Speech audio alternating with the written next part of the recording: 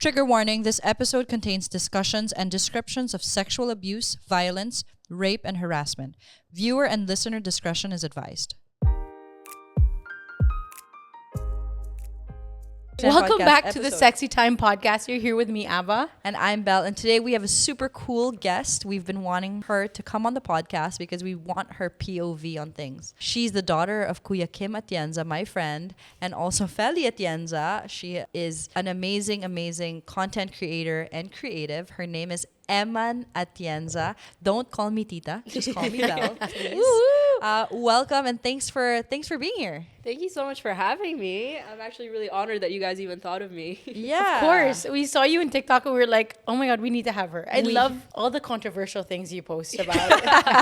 Yes, we're going to get into that today. But I'm so happy that you're here with us. So let's start with the obvious. Social media is where your generation, Gen Z, gets a lot of their info now. So what's your take on that? And how do you think platforms like TikTok, Instagram, or Twitter are shaping the way your generation learns about sex? So like interview. Yes, let's start with that and we can get to the fun stuff later. Yeah. I think one thing is with the rise in social media as a whole, I think beauty standards have gotten a lot more high and a lot more strict. You see things coming up like Instagram face, where a lot of girls my age have very similar features because a lot of them are getting plastic surgery, et cetera, et cetera. Along with that has been the rise in things like pornography. Like, I think it's gotten a lot more widespread and a lot more intense. And so I think the sexual aspect of our generation has definitely gotten a lot more intense compared to previous generations. But I think, especially in the Philippines, I think purity culture has still remained somewhat intact.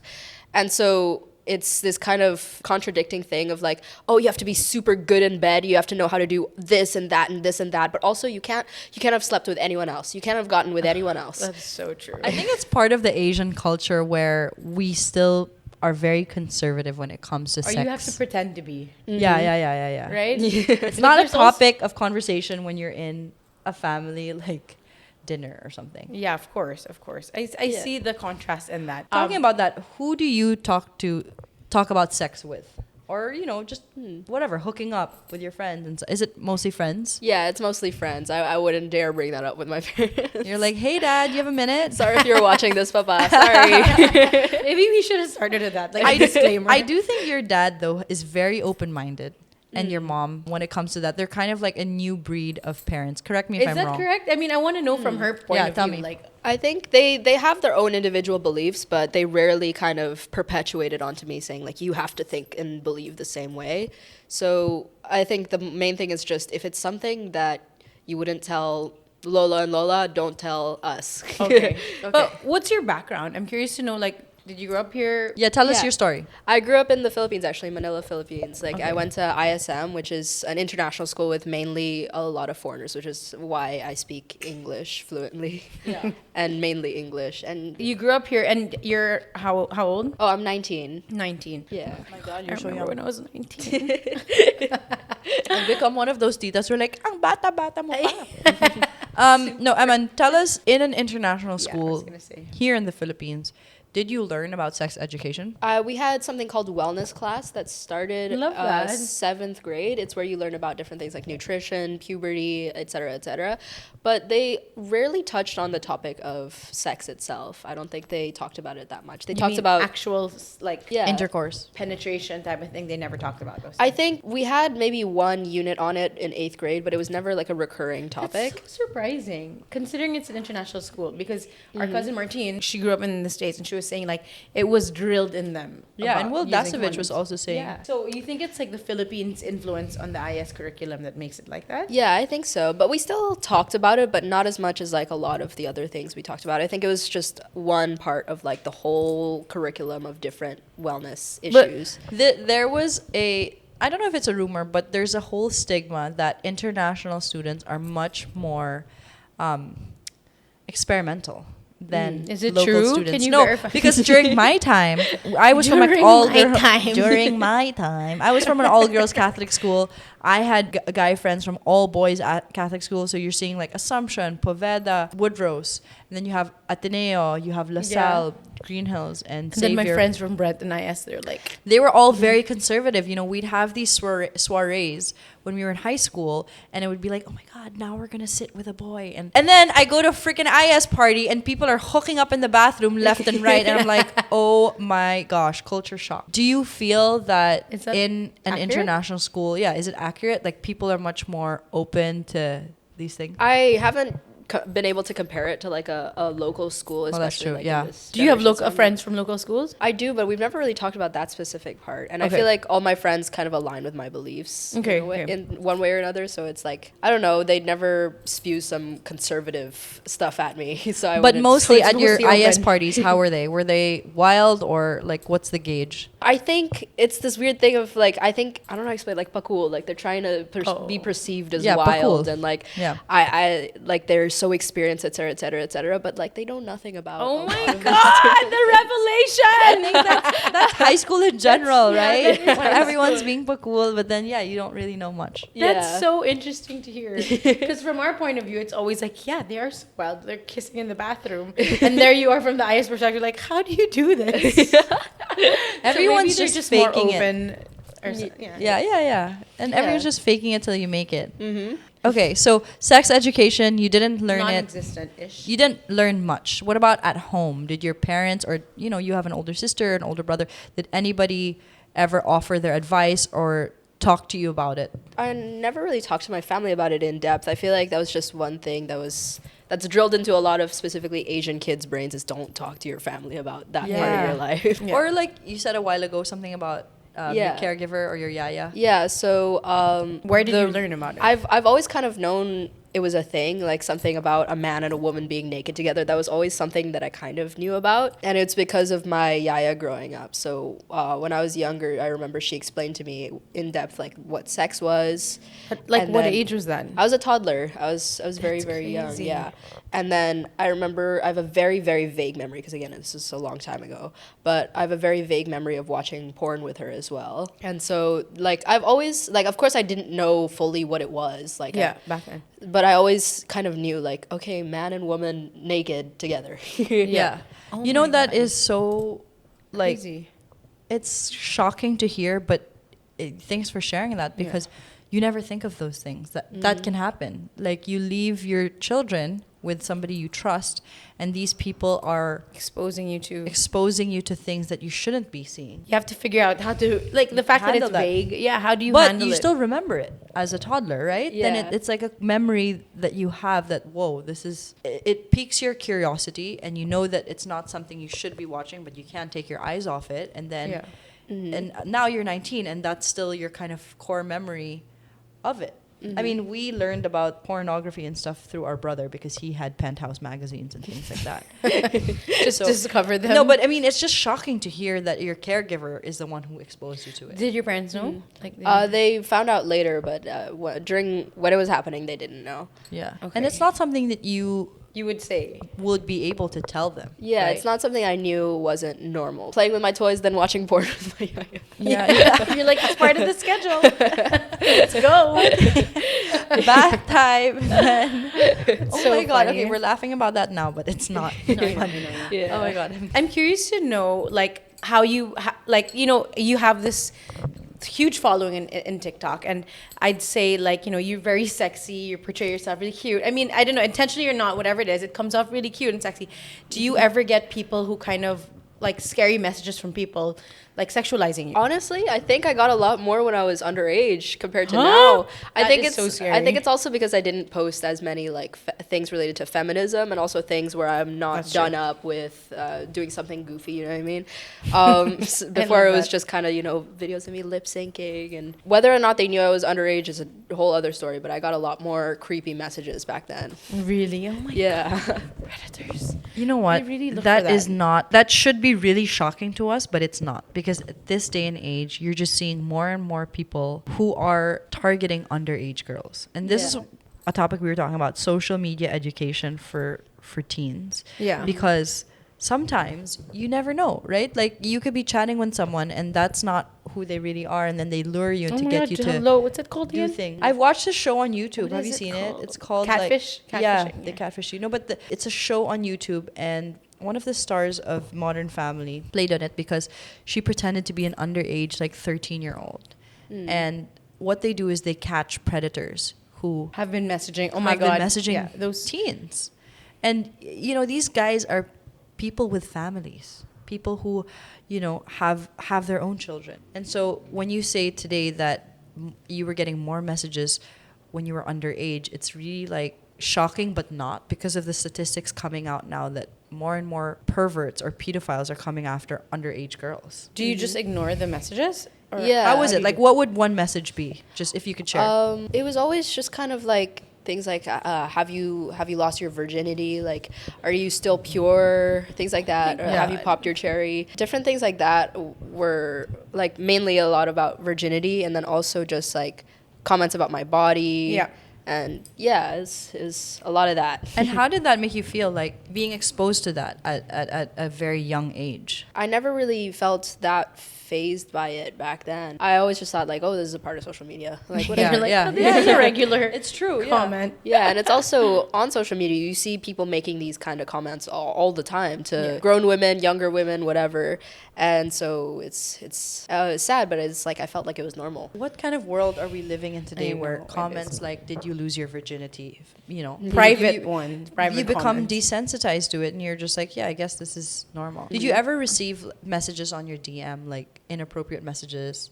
We were talking earlier about Dick like pics? dick pics, and even though Or did you ask for them? no, did you? No, like dick pics, for example, like when you receive it and you're not expecting that, it feels so violated. You feel so violated just by sending that. It's just like, ugh. And men are so much more courageous online because they're anonymous. Have you Yeah. received them? I've never actually gotten an unsolicited dick pic, I don't think. Unsolicited is the key word. Solicited ones. I love it. Mic drop. Going back, I want to ask you, like, for your generation, at what age do you think, or what point do you feel like it's like your peers start exploring or getting curious about sex? I remember as early as like around the age of 13, maybe some of them even 12, they started kissing each other and dating, and like everyone Having would a girlfriend, a everyone boyfriend. would be talking about it, like, oh my gosh, they're In dating, school. they kissed, they held hands in school in the hallway on the way to class. Oh my God, that was so fun. I feel like that'd be cute so age fun. to like start, if you're going steady, or in the Philippines, mutual understanding. And you have that one friend who's like, she's so wild, she was making out with him Yeah. in the mall. When are they actually ready?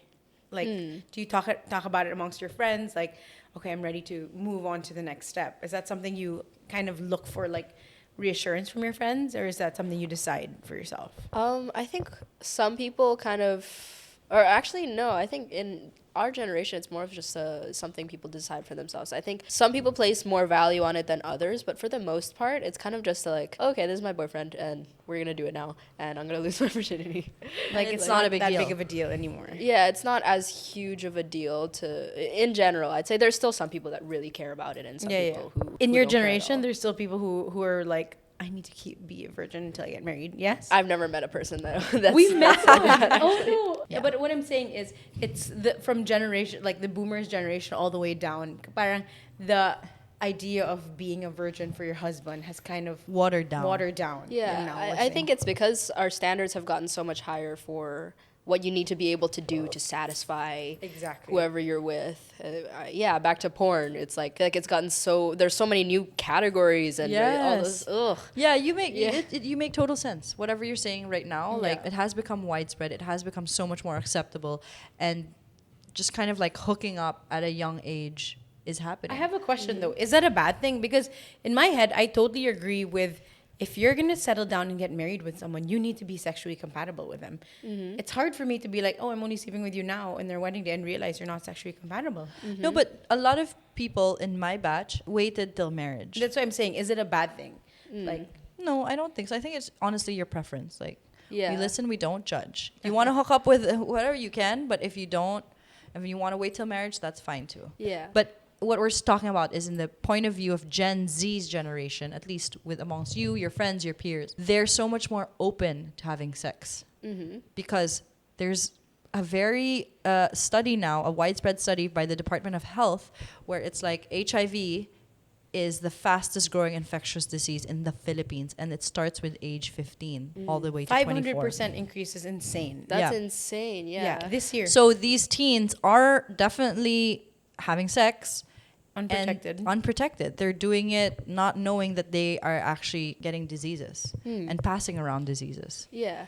And I think it relates to what you're saying, that porn and all this access to sex is so widespread because of the internet, because of social media, because you swipe right, you swipe left, you send a dick pic here, you send nudes. These are kind of like I wouldn't say negative, it's just an effect of what social media has brought. Would you agree? Yeah, I 100% agree. I think another thing is it's like capitalizing off of sex in a way, and of course they have to make it sellable. So they make it like if you've ever watched a porno, she looks like she's in heaven, she's having the time of her life. Yeah. She's screaming at the top of her lungs, and I feel like that's not accurate for the most part. Yeah. You know what I mean? And so, but people who've never had sex before, I feel like they have this idea of, oh my gosh, like I need to try this. Like it looks amazing. Like you're eating chocolate cake. Oh my gosh. Yeah. I want to ask Emman, because you advocate or you talk a lot about feminism and like an empowered woman. We were doing an episode early about sending nudes. Could a guy ever get you to send nudes to him? What's your take on that? I think if I ever find someone that I actually fully trust, especially because I have a platform now, a lot more careful in general with what I share to people about my life, but especially with something as sensitive as nudes, I feel like I'd really, really, really have to trust the person in order to let it happen. So you're part of the upper kind of percentage of girls who are more careful, which is good, because we were also talking about there could be a negative effect of that also, right? It's going to live in the internet forever. Yeah, there's a reason I'm actually more careful with it now. When I was around 13, I had my nudes spread in school. Yeah. Oh my gosh. Before I ever held hands with someone, didn't know that. Yeah. ever did anything with opposite gender. There were already a lot of people in my grade, my social circle in general, that knew what I looked like naked. And it was like, oh, it was a lesson learned, I guess. Can we ask how that happened, if you're okay with sharing? Oh, yes, sure. I think it started off because when I was a kid, I had big crushes on people, like big crushes that it became well known to like the circle, you know what I mean? Like, oh, Emman has a crush on this person, that person. And I remember one time there was a guy that openly rejected me, basically. Like he chose another girl over me. And I was like, it's fine. After some time, I had a crush on a different person. And then this was when quarantine hit. And then I was calling with the guy, but then he became distant out of nowhere. And this crush from the year before, the one who rejected you, messaged me, and I was like, wow, like maybe it's not awkward anymore. I'm happy I have my friend back. Like, yay. Like we were talking again like friends, because we used to be friends before I had a crush on him. Okay. And then I was like, yay. But then he asked for nudes, and I told him no, like I don't want to do that. How did he ask for it? I think he said something like, can you send pictures? It was like a slow transition of just, I think we were talking about bikinis and swimsuits, and he was like, okay. And then he was like, oh, can you send a picture? And then like he was trying to push get you there. So he kept asking and asking and asking. I kept saying no. I was kind of scared that like if I kept saying no, he wouldn't talk to me anymore. It would be awkward again. So it was like pressure. Yeah. Eventually I sent him like 3, and then I was like, no, absolutely not, I'm done. Like I don't like you like that. I don't like this. Like, you know what I mean? That's when he pulled up, like, because he's friends with the person I have a crush on. He was like, I really want this guy to like you, and I want him to get over his ex. Like, is it okay if I send these pictures to him? Again, I'd never dated anyone, never held hands with anyone. No previous experience. You're also 14. I had no experience with that kind of stuff. And so I was like, yeah, sure, if you think it'll help. Make him like me, then yes. We got into a whole online friends with benefits thing where we just send each other like pictures. And I thought it was with the guy, your crush. Yeah, with my crush. And it was all with the impression that like once quarantine is lifted, we will be dating and he will like me, et cetera, et cetera. Fast forward like 100 pictures later, maybe a little bit more, maybe a little bit less. My friend tells me he's been sending each and every single one to a group chat with a bunch of guys in my school. And you know how things spread. Oh my God. So it spread to other schools too. And I remember when I met my first boyfriend, his whole friend group was like talking to, and one of them brought up like, oh, I have her nudes. Do you guys want to see? I remember, and then my boyfriend only admitted it to me like a month or two later. Yeah. And you were together already? Yeah, we were together already. How did it make you feel? I was kind of in a state of shock, I guess. I didn't feel anything. I think I was in a state of survival because I only really processed it like many, many years later because I was surrounded by these people constantly. I didn't have time time to resent them. I didn't have time to be angry at them. So my instinct, I guess, was just survive. Like, you know what I mean? Continue to fit in the best you can. Everyone was already calling me like she's a whore, like she's a slut, blah, blah, blah, blah, blah. I kind of played into it. Like I tried to be like, oh yeah, I am a whore. You know, that kind of, that mentality of like. Yeah, it's very like the scarlet letter where, you know. I don't want to be laughed at, so I'll laugh with them. You. That's right.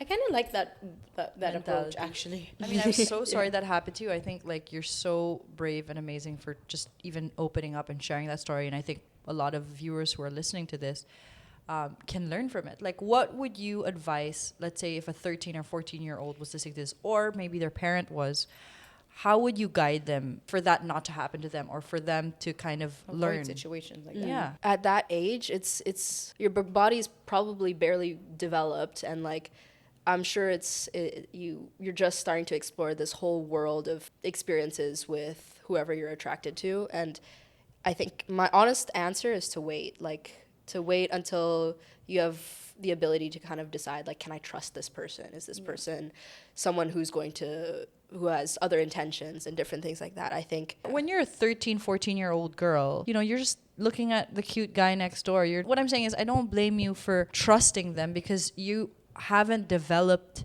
that sense yet in order to make those right decisions, right? And that's where it's scary, because these boys get persistent and they kind of like irk you and urge you to, what's this called, try to send these nudes, and then in the end you're just like, okay, fine, I'll just do it because you keep bugging me about it. And then you don't understand the repercussions that happens after, and how you coped with it. It's just amazing. Thank you. Yeah, thanks for sharing that. It's really, wow. Going back to what we talked about the rising cases of HIV, did you ever learn about HIV? Yes, I did actually. We had a unit again in that wellness class about different STDs. Almost comical the way that they approached it. I think we were assigned into pairs, randomly assigned us different STDs, and you had to make like a poster you about were assigned an STD. It's like a lab partner. You know when you have to do science lab?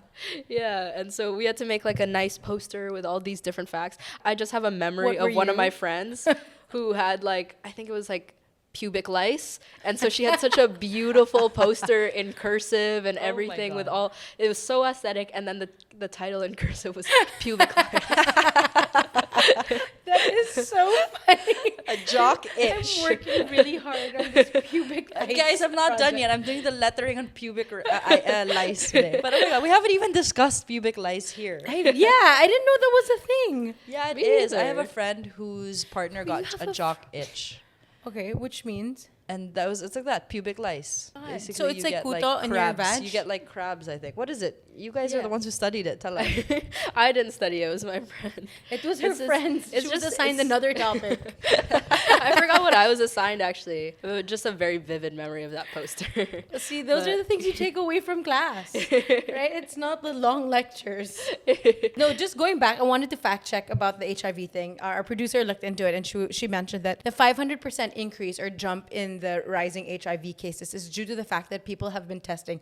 More and more people have been testing, which I really am happy, because more orgs and the government has made it more accessible for people to come in and do free HIV testing.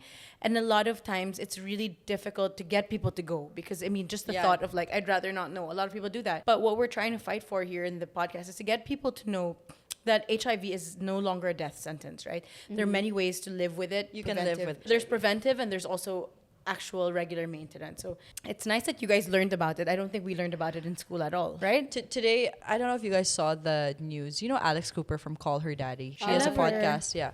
She recently kind of came out and said that she was sexually harassed by her female football coach. No I haven't way. watched it yet, but I was just listening to her podcast. I know. Yeah. She came out with it. And I was just thinking, like, as females, have you ever been in a situation where you feel like you were sexually harassed? You know, like where somebody was putting you in a situation where you didn't feel comfortable? I think, this is one thing I haven't fully publicly talked about yet. Last year around April, March or April. I was in LA at the time. When you're an influencer, I feel like you just randomly have mutuals that you don't actually know in person, but you're just friends with each other. And so this girl invited me for just like an inuman kind of thing with some of her friends, but she's not Filipino, so she said it was just going to be a small hangout. I remember I went there. I've met with influencers that I never knew before also, so I felt like it would be fine because I feel like that's a normal thing that a lot of influencers do. And then I got there and it was fine. They were all like drinking, and like some of them were smoking weed because it's legal there, and they're all over 21 except for me. I wasn't. So I didn't smoke any weed, or I wasn't doing anything, and I was kind of just sitting there also because they all already knew each other and I didn't know any of them. And so I was just kind of like sitting there. And then one of the guys was like oddly very nice to me. I think it's like you can tell when someone's being nice as a formality versus when they're intentionally trying to like, you know, there's Yeah, and so I remember he was like, oh, come on, like, you gotta loosen up a little bit, like, have fun. He was like, here, and then he hands me, like, a rum and Coke kind of thing. It looked like it, at least. I was like, oh, you know what, it's fine. I'm of legal drinking age in the Philippines, and, like, you know what, it's just a rum and Coke. Maybe it'll get me to be a little bit more... Loosen up. Extroverted, yeah. And so I drank it, and I remember I got so drunk from that drink, and it was... I'm a lightweight, but not that much of a lightweight. I got so drunk. My last memory was just, I remember I was going down the hallway and I was like going side to side like this. Oh my God. I wake up in the bedroom that I was walking to because I was like, I need to lie down. Like I feel so drunk. And then, I wake up on the bed. I was wearing a skirt, but I always wear shorts under my skirts in case, you know, the wind blows, etc. I wasn't wearing my shorts anymore. I go out, the guy is gone, but all of them are still there having fun, whatever. Okay. He left. Yeah, he left. And then my friend was just like, oh my gosh, like you passed out, like you got so drunk. I didn't know you were this much of a lightweight. I don't think she knew. Yeah. But I was too scared to ask her because all I wanted was to just go home. At this point, I didn't know what else could like happen. Yeah. You woke up feeling like sober again or what? I was just a little bit like, what happened? Like a little bit confused. Yeah. And so you kind of don't really know what happened. Yeah. But there was obviously something that was off. Drugged. She was obviously drugged. Yeah. That's just crazy. That's crazy. I'm just so sorry. I had a similar experience. Tell your experience. I went to a music festival with my friends, and this guy offered me a drink as well. You know, when you're like young and you're at a party and you have to buy all these drinks, you're like, free drinks? Yeah, I'm happy to get it. Yeah. So he gave me, it was a rum and Coke too, I think. Oh my God, what is it about rum and Coke? This guy, stay away from rum and Coke. He passed it on to me, and it was the start of the party. It was 9 p.m. Next thing you know, my friends are taking me home, and I got completely drunk. I was on the floor and like I couldn't open my eyes. Thankfully, my friends saw me and they were like, we have to take you home. And I woke up, it was like 10 p.m. I'm like, it's only 10 p.m. Why am I home? Exactly that. They told me like, you took a drink from someone. Ava is not also giving the gravity of the situation. So she was at this party. One guy intentionally handed her a drink. After she drank it, she passed out on the floor. Thank God her best friends were there. They took her home. She woke up and she was like, what the hell happened? And they were like, you were completely passed out. Yeah. And she forgot about it. That's exactly so she completely forgot about that thing. Fast forward 3 years later, she meets one of her friend, Lucha's ex, her husband's ex. This girl, right? Yeah. Ria. Her name is Ria. And she says, I'm building a case against this guy. He's a celebrity. Semi. He's not really that famous. And he has a modus operandi of giving roofies to women, taking them back home, and then, you know, abusing them or raping them or something. And then he takes videos of them. So that they can't report him to the police. And he uses that as blackmail. Yeah, and he uses that as blackmail. And it happened to a bunch of her friends. So when Ria told Ava that story... She got like 14 different people 14 to girls. talk about it. When Ava found out that story, she was like... And then she found out who the guy was. It's like... She connected all the dots, like to connected. She said, oh my God, the drink that I got in that concert was from that guy. I passed out. You know, if my friends hadn't brought me home, he was insisting to bring me home. Like, this is, parang he was like a Bill Cosby. Yeah. Right? And it's just awful to think that these things are happening. Yeah. Well, even when you're, for example, I would think that, you know, you're very careful with who you hang out with. You know, you're more... mature now, you understand, but it can just happen in the blink of an eye. Wait, I'm curious to know though, in her situation, you went there by yourself, right? So you never got to tell anyone else that was there. No, I never told her. It took me a while to even tell one other person. I told my mom first because I was just kind of questioning like what happened. You know what I mean? Like I was really confused mainly, and also just kind of in denial. Yeah. And then I was like, okay, you know what? Like whether or not it happened, I need to put in different things to make sure that like it doesn't get worse from here, meaning I'm pregnant or I have an STD or something like that. So eventually I told my mom, it was like, I think something happened. And that was, I think, the only time I've ever told her anything about that part of my life. Yeah. Because we were in LA at the time. She went to a nearby drugstore. She got Plan B, and then she got like a few other things. Yeah. You know, I love also that your relationship with your mom, that even though growing up, you didn't get to talk to her about sex, because that's common for Asian families and stuff.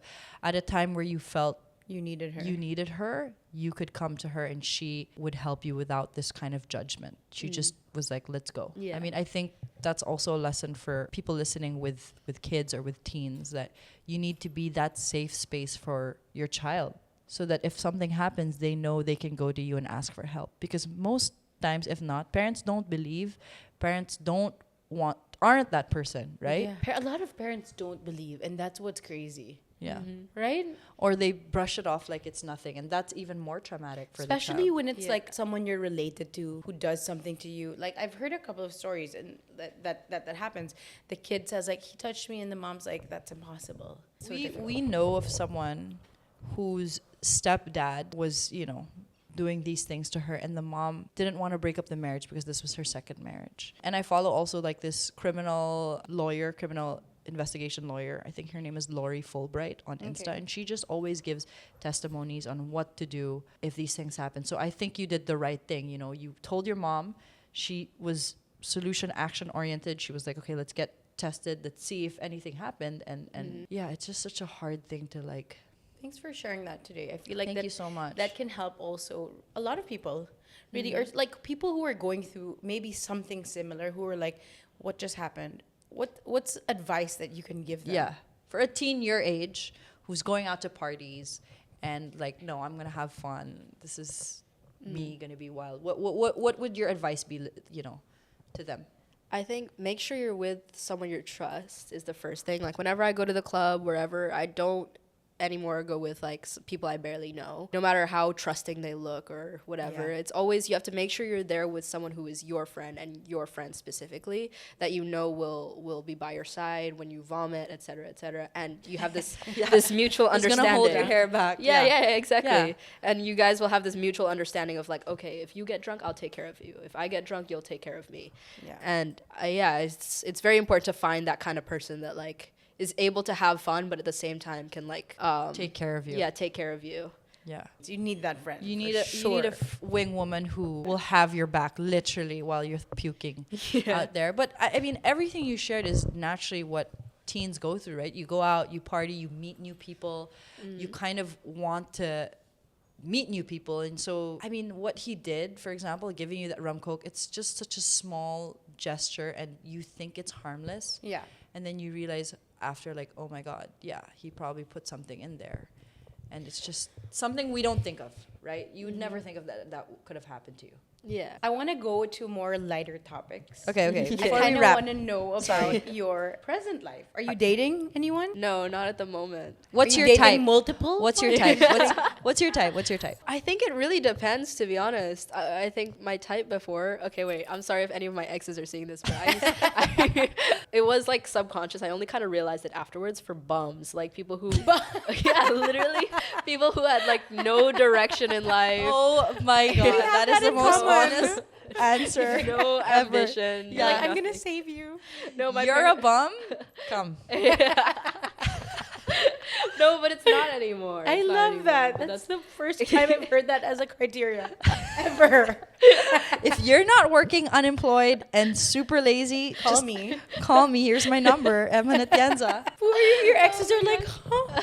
Okay. No, but like, I think they'll agree too. I think they're both in better places now. I don't know, but like, I think they're both in better places now. But at the time I dated them, they had like no direction in life. They had like no ambition, no and work what attracted ethic. you to them? Yeah, objectively they were pretty good looking, but I think it's also just like I was was in a place where like I think I was a bit more insecure, and so being with them, I felt like more like. Oh, okay. It's kind of like a boost to your ego. Yeah. I think that's thinking back. I think that's why I was so attracted to that type of person. And now, what does it evolve to? I think it's like I like people who are a little bit goofy, like who I can be funny with. I think also political beliefs is a strong one for me. Really? Like if because I They remember like Trump. they have to be at least some kind of some form of feminist. I think. I feel like someone who respects women is immediately more attractive. Yeah. I love that. Yeah. A bum that respects women. She's like, my God. My kind of guy. Okay, do they need to be working or do they need to be? I'm at an age ambitious? where like people my age aren't fully working yet. Yeah, but I of just want them course. to have. Sorry, I just I want them to realized. have like a Ambition. passion Yeah, in life. yeah. Cute. They need Yeah. to have. You've they evolved. Yeah, and I think also a sense of style need is to really not- important. How Oh, about yeah. looks-wise? Looks-wise. Looks wise, I'm not like this anymore. Okay, tell us. But I used to have a huge thing for white guys, white bums.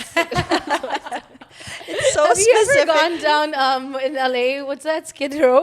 You might find my your gosh. the love Let of me your look life there.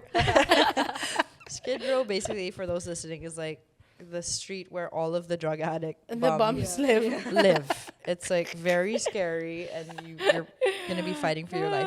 Okay, before we wrap, Okay, we're doing a lightning round, but it's the sexy time version. Real questions, real takes. Just answer your honest thoughts as fast as you can. Okay. no filter. no pressure. Okay, number one, can you love someone and still not be sexually compatible? I think it depends on the person, but for me, if we're super not sexually compatible, it might be like not for me. You don't True. love them. Number two, is body count still a thing people care about? Should it matter? For me, I don't care about someone's body count at all. Like Yeah. as long as You guys- as long as you're committed to me and you're Loyal, that's the only yeah. criteria. I love Gen Z's POV. Okay, your exes, can you be friends with your ex? I think you can, but there has to be a period after you break up where you don't talk at all, so you can get over each heal. other and have your own lives. Because when you're dating someone, your lives get so like entangled, and so you need to have a moment where you just separate so that you can heal and move on. Needs to take time. yeah. right? And then eventually 5 maybe years after or something. Yeah, after a bit you can revisit it. Tagal naman ng 5 years. Do you think your generation is more emotionally mature or just better at pretending to be? This might be a hot take considering that a lot of people in older generations like to say that our generation is like a full of snowflakes and woke people, but I think we're generally more emotionally mature. I agree. I think one, because we have more access to mental health resources and mental health information, and two, I think the culture's changed. I think back like during my mom and dad's era, it was more normalized. You have to like suppress all of this. Like if you're feeling mentally ill, no you're not. You're just you just need to. You're just hungry, or you need to do something and find a hobby. You're like, huh? Yeah, and so what happens is that all gets suppressed, and then like it kind of bubbles over into random unrelated things, and so most of the time I feel like they won't be able to explain why they're feeling that way. It just kind of like they'll just explode at something, or they'll, you know what I mean, like different things like bottled that. up. There Yeah. are a lot of men boomers who are very, very angry, and then it's kind of like a not misdiagnosis of anger, but it's actually depression. Like we know people who've taken antidepressants and they were like, oh my god, yeah, this is me depressed. Sorry, off tangent. Okay, Question. have you ever ghosted someone? Yes. Okay, that's good. There's another one. Sex before love, love before sex, or no rules? I think no rules. I think it's more of a vibes thing. I don't want to set rules because I feel like then it feels a little bit more robotic than like, you know what I mean, like a natural fluid kind of love. Would you ever be in an open relationship? From what I've learned, I think it's not for me. You've been in one. I think no, like from what she's learned about it, or you've been in one. let's not talk So about she's been in one. Okay. We already know. No answer is last. an answer. humans are naturally monogamous, and if I'm okay with them getting with other people, then that probably is a sign that I'm not fully like In the relationship. in the relationship. Okay, last. What is your advice on, like, if a teen was listening to this now and they wanted to date someone here in the Philippines, what is your kind of like, I guess, advice for relationships for them? I think don't rush into anything. Also, I feel like misogyny is still very much instilled in Filipino, specifically like local Filipino Gen Z culture. So don't lose yourself in the process, and don't fall for this kind of misogynistic narrative that a lot of these men like to spread. Wait till you find someone who respects women. Wait till you find someone who respects you as a person. Have fun, experiment, and don't care what some incels on the internet have to say about it. I love that. I love everything. Thank you so much. That was This so is great. fun. And we have a little thank you goodie bag. Wait one Aw. second. So Thank here is a you. bag of Just- jelly time with all your goodies. Yeah. you. Everything there that'll satisfy your needs.